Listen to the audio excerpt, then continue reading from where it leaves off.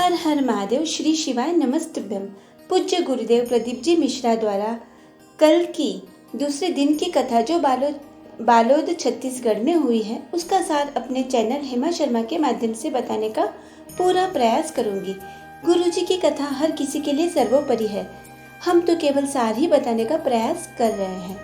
नियम का पालन हर इंसान के लिए जरूरी है।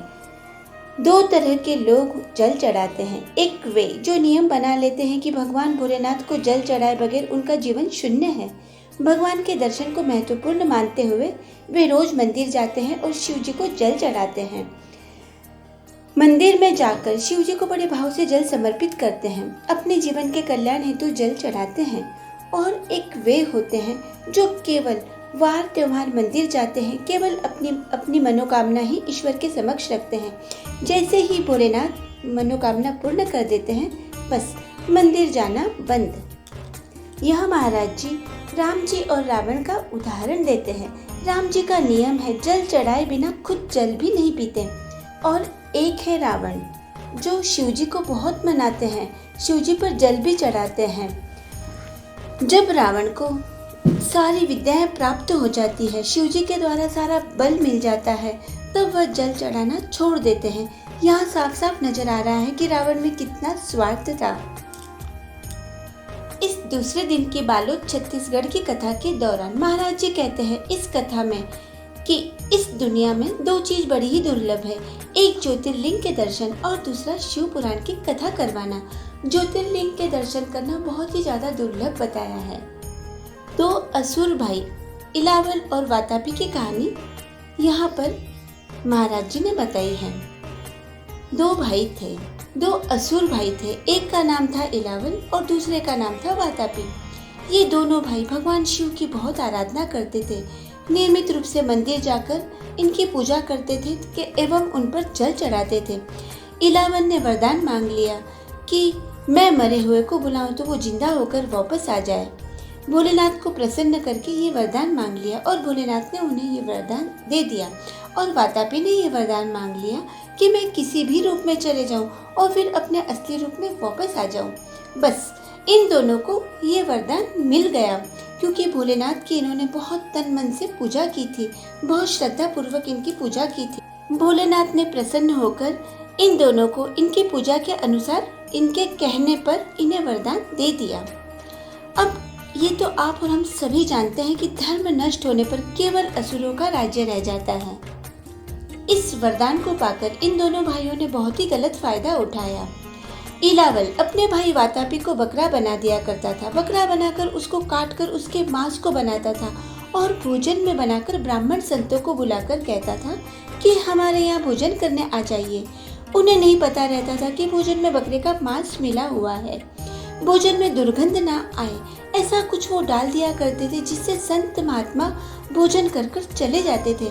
और इलावल आवाज लगा देता था अपने भाई को कि वातापी जल्दी आओ, तो वातापी पेट को फाड़ कर वातापी संतों के पेट को फाड़ कर बाहर आ जाता और सारे के सारे संत ब्राह्मण की तत्काल ही मृत्यु हो जाया करती थी। ऐसे बुरे नियम उन्होंने बना लिया था। सब तरफ ये बात फैल गई, सारे देवतागण परेशान हो गए और हमारे भोलेनाथ के पास जाकर कहने लगे कि इलावल और वातापी बहुत ही खराब कार्य कर रहे हैं। ऐसा तो आज किसी असुर ने, किसी राक्षस ने नहीं किया होगा। हे भगवान, कुछ भी कर कर आप इन दोनों का नाश कर दीजिए, वरना सब कुछ खत्म हो जाएगा, सब कुछ नष्ट हो जाएगा। अब भोलेनाथ विचार करते हैं ये तो काम केवल अगस्त्य ऋषि ही कर सकते हैं। भगवान शिव अगस्त्य ऋषि के पास जाते हैं और अगस्त्य ऋषि को कहते हैं इन्हें वर तो मिल गए, इलावल और वातापी को वर तो मिल गए, लेकिन इनके कार्य बहुत खराब है। अगस्त्य ऋषि आप ही एक महाराज ऐसे हैं जो इन्हें नष्ट कर सकते हैं। अगस्त्य ऋषि से कहा जाता है कि भोजन करना और उसके बाद ओम के नाम का स्मरण करना। भोलेनाथ अगस्त्य ऋषि से कहते हैं कि जब ये आपको भोजन पर बुलाए तो आप अवश्य वहां जाइएगा, भोजन कीजिएगा और भोजन करने के पश्चात आप हृदय पर अपना हाथ रखकर ओम नाम का स्मरण करना, ओम नाम का जप करना। वातापी स्वयं भोजन में मिल जाएगा। अगस्त ऋषि ने हृदय पर हाथ रखकर पुकारा, हर हर महादेव। भोजन के पाचन तंत्र के माध्यम से वातापी के प्राण तत्काल ही छूट जाते हैं और यहाँ इलावल जैसे ही अगस्त ऋषि को मारने के लिए दौड़ता है, देवाधिदेव महादेव ने आकर के उसके प्राणों को भी तुरंत हर लिया और तत्काल ही दोनों की मृत्यु हो जाती है। इस कहानी का ये सार है कि हमारे रोग केवल भोलेनाथ के नाम के उच्चारण से ही मात्र समाप्त हो जाते हैं।